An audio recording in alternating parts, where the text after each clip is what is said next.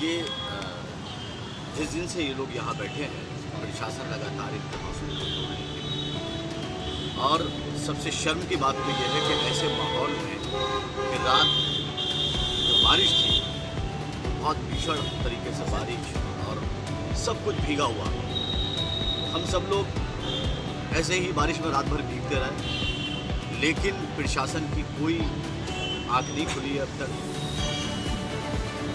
जो माननीय मुख्यमंत्री जी का कहने का तरीका है कि खोखो की राजनीति, उन्होंने जनता के लिए ऐसा कर लिया है कि जिससे आंखें बंद कर दी। जब से सरकारें हमेशा बदलती रही, ये एक लोकतांत्रिक सिस्टम है कि हर 5 साल बाद परिवर्तन आता है और जनता को चुनने का मौका मिलता है।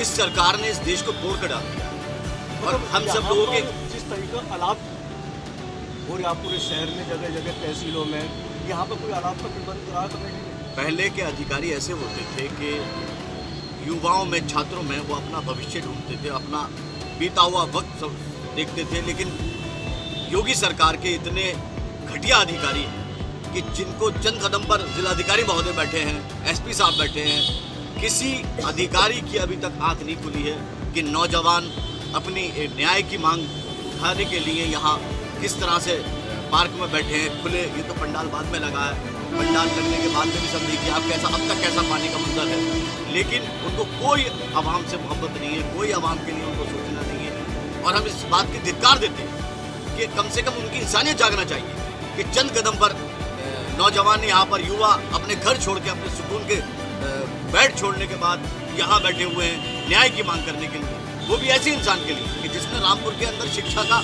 दीप जलाया है, जिसने रामपुर के अंदर विकास की छड़ी लगाई है, जिसने रामपुर की पहचान हिंदुस्तान के नक्शे पर कराई है। पहले देखिए, पहले का रामपुर में और अब के रामपुर में आप फर्क देखिए। मुमताज जी, मेरा आपसे एक सवाल है, सवाल तो न पूछी जाएगी लेकिन एक सवाल है मेरा आपसे कि यहाँ पर जो समाजवादी पार्टी के जो जिन्होंने मलाई खाई थी, तो समाजवादी पार्टी में कभी आजम खान के बहुत करीब रह चुके हैं, आजम खान के साथ कंधे से कंधा मिला के चले, आखिर वो लोग यहाँ पर कोई दिखाई नहीं देते।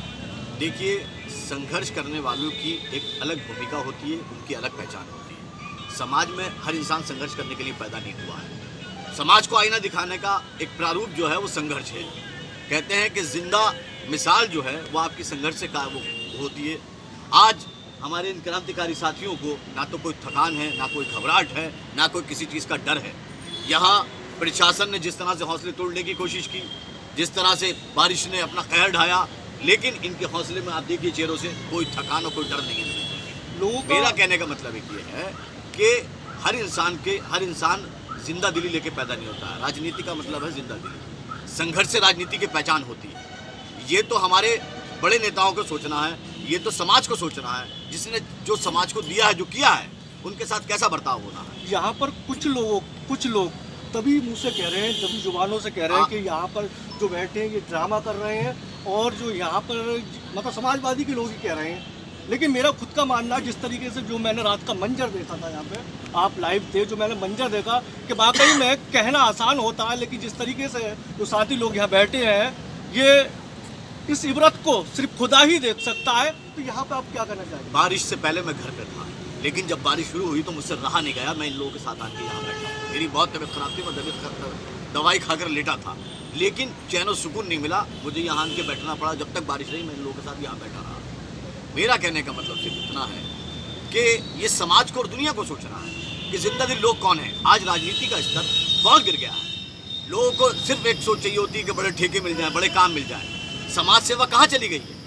आज दल्लागिरी बन के रह गई राजनीति। शर्म आती है कभी कभी राजनीति करने वालों को कि क्या प्रारूप दे दिया है। खानों की दलालियों से लेकर लोगों को लूटने के अलावा दूसरा कोई काम नहीं है। ये जिंदा दिली, और जो लोग ये कह रहे हैं ना कि ये लोग नाटक कर रहे हैं, तो उनकी हिम्मत नहीं है कि एक रात यहाँ पर बैठ के दिख जाए, 2 घंटे के लिए इन बारिश में टिक जाए कहीं पर।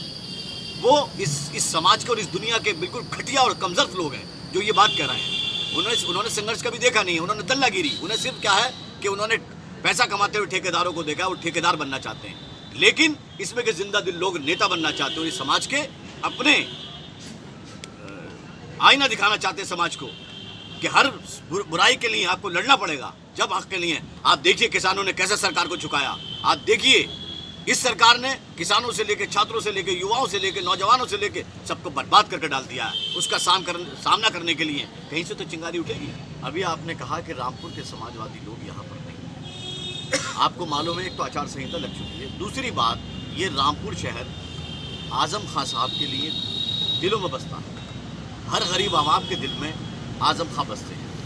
इस धरने को प्रारूप देने के लिए अभी आपने कहा कि बापू जी का नाम लिया, क्योंकि उनका बलिदान और त्याग रहा है। ठीक उसी तरह से उनको मारने वाले गॉडसे की पहचान कराने के लिए बीजेपी ने हर तंज कोशिश की, लेकिन हमेशा से अच्छाई और बुराई का चोली और दामन का साथ रहा है। अच्छाई हमेशा जीती है, सच्चाई हमेशा जीती है, न्याय हमेशा जीता है। आजम खां साहब ने संविधान का पालन करते हुए कोर्ट के अंदर सरेंडर किया। ये दुनिया जानती है कि आजम खां साहब पे छोटे मुकदमे लिखे गए, लेकिन आजम खां साहब ने संविधान को मानते हुए कोर्ट के अंदर सरेंडर किया। 150 मुकदमों में बेल हो चुकी है, मात्र 2 मुकदमे बचे हैं। ये राजनीतिकरण हो रहा है, इसको दुनिया को देखना और समाज को देखना है। जनता भाई, क्या इस विधानसभा से पहले ही आजम खान जी बाहर आएंगे या फिर कोई क्या प्रावधान है? 200% इंशाल्लाह हमें न्यायालय पे उम्मीद है कि 2 मुकदमे सिर्फ बचे हैं। एक मुकदमे में फैसला सुरक्षित रखा हुआ है, दूसरे में डेट मंडे की पड़ी हुई है, कल की, और ये सब बेल होने के केसेस हैं। जजेस भी जानते, न्यायालय सब हर इंसान की नॉलेज में ये है कि ये सब फर्जी मुकदमे और झूठे मुकदमे लगे हैं। वो कौन से मुकदमे हैं? तू एक तो मुकदमा है शत्रु संपत्ति का, दूसरा जो है कि आजम खां साहब ने देश में रोजगार देने का काम किया था। उत्तर प्रदेश की सरकार जब बनी थी तो इंजीनियरों की जो भर्ती की थी उसके अंदर, जबकि इन FIR करने वालों को ये नहीं मालूम होता कि मंत्री का सिर्फ काम आदेश कराना और नौकरी देने का एक मौखिक आदेश होता है। जो भी लोगों को अथॉरिटी लेटर से लेकर, इंटरव्यू से लेकर, वो IAS और IPS जो उनके विभाग के इंचार्ज होते हैं, वो जिम्मेदारी उनकी होती है। ये सच की जीत इसमें होना है। हमें न्यायालय पर पूरी उम्मीद है, आज नहीं तो कल ये सच दुनिया के सामने आएगा। बच्चा बच्चा हर इंसान जानता है कि इस सरकार ने हमेशा रोजगार छीनने की बात की। 2014 में जो आवाम को, जनता को, युवाओं को धोखा देकर जो इन्होंने सरकार बनाई थी कि 2 करोड़ जो है नौकरियां देंगे, 15-15 लाख रुपए आएंगे, ये उन अपनी आवाज़ों को दबाने के लिए, जो निष्पक्ष आवाज़ है उनको इसीलिए दबाया जा रहा है कि ये मुद्दों की बात ना कर सके। अब्दुल्ला भाई के लिए कहा जा रहा है कि जब आचार संहिता लगेगी तब अब्दुल्ला भाई तो सब चीज़ों में क्लियर हो गए हैं, लेकिन कब तक आ सकते हैं अब्दुल्ला भाई? अब्दुल्ला आजम खां साहब का ये है कि अभी उनके वो भारे पड़े जा रहे हैं, जो वो है बेल बॉन्ड वगैरह, ये कंप्लीट होते ही वो बाहर आ जाएंगे। उनको न्यायालय से सब मुकदमों में बेल मिल चुकी है। मतलब कब, परसों तक आ जाएंगे? अब मेरी नॉलेज में नहीं है, शायद 1-2 बॉन्ड रह गए, वो कंप्लीट होते ही उनके ऊपर कोई वो है नहीं, सारे मुकदमों में उनको बेल हो चुकी है, वो बाहर। ये थे हमारे साथ मुमताज मियाँ।